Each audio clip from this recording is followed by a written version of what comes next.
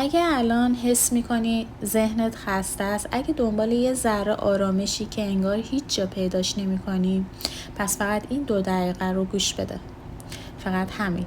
زندگی ما پر شده از شتاب، از صبح تا شب فقط میدویم پشت خواسته ها، توقع ها، ترس ها. ولی یه جایی باید وایستی بپرسی از خودت واقعا دنبال چی میگردم؟ آرامش، خوشبختی، معنا؟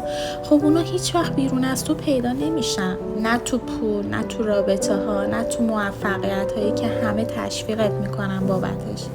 خوشحالی واقعی وقتی میاد که یاد بگیری خودت باشی، با تمام نقصات، با تمام دردها، با تمام چیزهایی که بهت گفتن خوب نیستی.